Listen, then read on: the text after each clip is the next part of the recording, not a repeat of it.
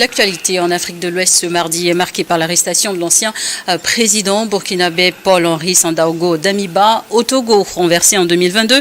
Après avoir lui-même pris le pouvoir quelques mois plus tôt, l'ex-chef d'État a été interpellé puis expulsé après avoir été jugé pour des tentatives présumées de coup d'État contre les autorités actuelles du Burkina Faso. Que s'est-il réellement passé? Quelles conséquences sur la région? Je reçois pour en parler Louis Kabaki, analyste politique. Bonjour et bienvenue. Bonjour Charlotte, bonjour à tous les fidèles téléspectateurs. Depuis son éviction, l'ancien président Damiba est régulièrement accusé par les nouvelles autorités du Burkina Faso de chercher à déstabiliser le pays. Oui. Absolument. Je crois que ces genres d'accusations n'étaient pas, si vous voulez, appuyés par des preuves évidentes. Et cette fois-ci, je pense que les autorités burkinabées ont eu l'intelligence, la finesse, l'élégance de mettre à la place publique les témoignages des complices du colonel Damiba, qui était donc réfugié au Togo. Dans un tel contexte, évidemment, la situation de Damiba n'était plus tenable. Et le Togo ne pouvait plus continuer à porter justement sous les bras un homme dont la complicité, en tout cas l'engagement farouche pour déstabiliser son pays est totalement avéré. Et donc vous avez constaté que depuis un moment le Togo était accusé sur les réseaux sociaux de complicité, de faire double jeu, de ne plus être transparent, etc. etc. Et donc dans une situation pareille, lorsque vous n'avez absolument rien à vous reprocher, et eu égard à la gravité, en tout cas des actes qui ont été posés par le colonel Damiba, dans le but de non seulement de déstabiliser le Burkina Faso, mais de tuer ses propres concitoyens, alors qu'il a été dirigeant de ce pays pendant au moins 8 mois. Donc, logiquement, il devait avoir le sens sacré de la vie et comprendre qu'on ne peut pas décimer la vie des individus juste pour des ambitions politiques, juste pour un besoin de gloire, juste parce qu'on veut avoir la primauté ou bien le privilège d'être dirigeant d'un pays. Donc, je pense que le Togo, finalement, au bout du compte, contre son gré, malheureusement, parce qu'en fait, lorsque vous prenez quelqu'un pour des raisons humanitaires, parce que vous estimez qu'il est dans une situation un peu difficile, et bon, il pouvait subir des préjudices, etc., vous le prenez pour des raisons humanitaires et malheureusement, il vous contraint à le relâcher. Je pense que, en tout cas, c'est avec beaucoup de peine que finalement le Togo a dû prendre une telle mesure, mais bon, qui est salutaire pour le peuple burkinabé parce que Damiba devenait un instrument, mais prépondérant pour les puissances occidentales à partir duquel, les projets de déstabilisation, en tout cas, du Burkina Faso étaient nourris. Et ce mardi matin, on a pu lire beaucoup de journaux togolais, même burkinabés ou encore dans la sous-région, titrés par exemple, Paul-Henri Sandaogo Damiba, remis au Burkina par le Togo, titré Togo Breaking News, un retour forcé de l'ex-président ou encore l'extradition du président.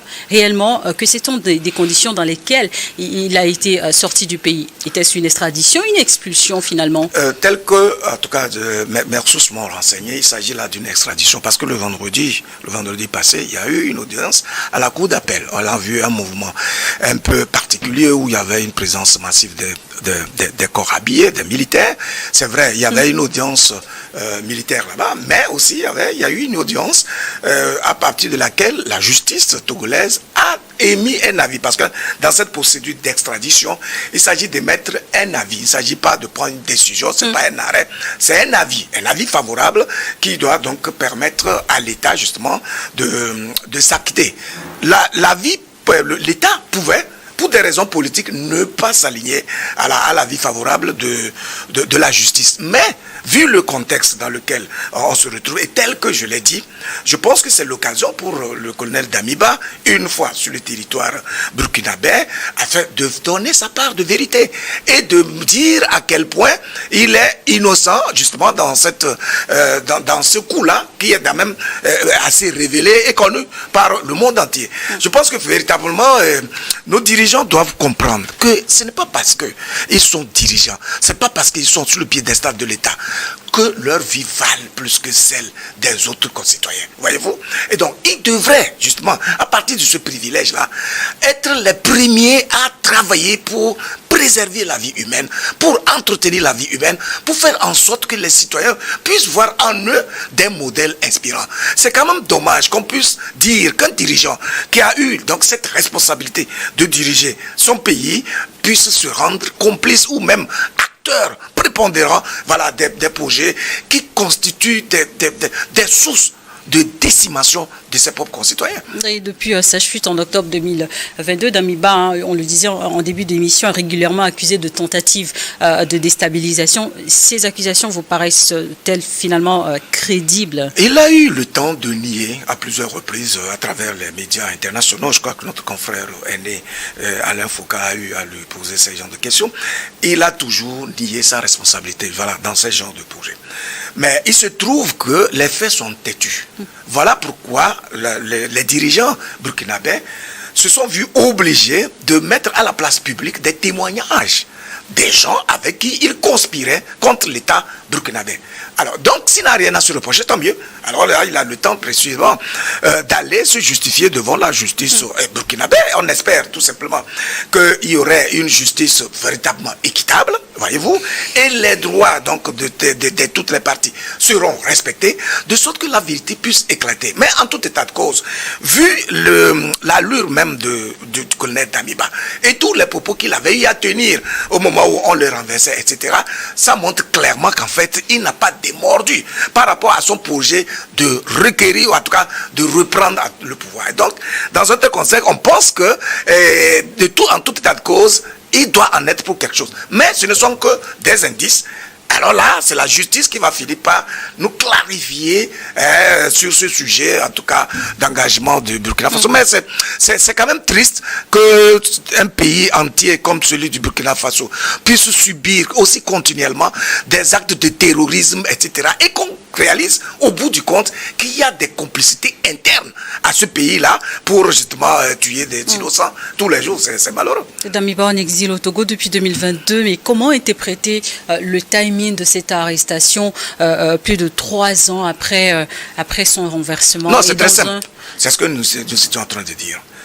Les autorités burkinabées ont toujours affirmé que le colonel Damiba était de connivence avec un certain nombre d'officiers qui sont donc eux aussi réfugiés dans d'autres pays et même des puissances impérialistes pour déstabiliser ce pays-là. Mais on n'avait pas les preuves justement de ces accusations-là, même si les autorités, elles, détenaient des preuves et qu'elles les partageaient éventuellement avec les autorités togolaises. L'évidence n'était pas établie. Maintenant, ils ont eu cette lucidité de révéler, en tout cas d'amener les acteurs eux-mêmes à décrire point par point et au détail près tous les projets qui étaient nourris, les procédures qui ont été engagées en vue justement d'enlever la vie, non seulement aux dirigeants burkinabés, mais aussi à un certain nombre d'officiers.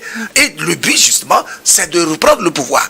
Mais c'est quand même, il faut être irresponsable pour projeter, tuer quelqu'un comme Ibrahim Traoré, qui fait quand même un travail extraordinaire à la tête du Burkina Faso.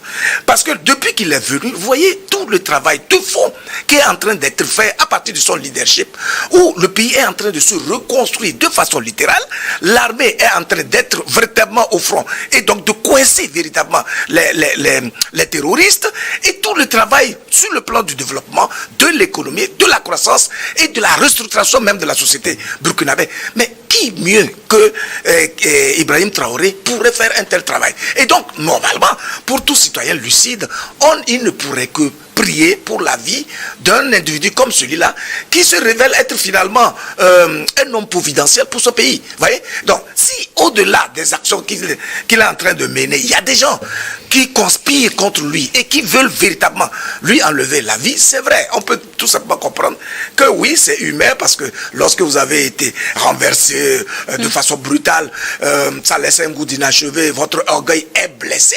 Mais le bon sens vous impose de comprendre que d'abord le pouvoir n'est pas à vous, il appartient au peuple. Et ce pouvoir-là, on doit l'exercer dans l'intérêt supérieur de ce peuple-là. Si quelqu'un mieux que vous, posent des actes nobles, mais il faut les saluer et les accompagner, de sorte que lui, vous puissiez le rassurer de ce que, bon ben, quand bien même il vous a renversé, ce n'est pas un souci, tant que le peuple l'adoube et l'accompagne dans sa noble mission, qui est justement de reconstruire le Burkina Faso. Mais comment vous alors, vous allez, pour votre propre ego, pour votre aspiration personnelle, vous allez remettre en cause tout un chantier national qui engage la vie et le devenir d'un pays entier? C'est pas possible. Vu le contexte sécuritaire actuel au Burkina Faso et dans la région et la nouvelle tentative du 3 janvier dernier, cette affaire révèle-t-elle des fractures persistantes au sein même de l'armée burkinabé? Non, je doute. Il y a toujours, vous savez, quelle que soit la noblesse, quelle que soit la pertinence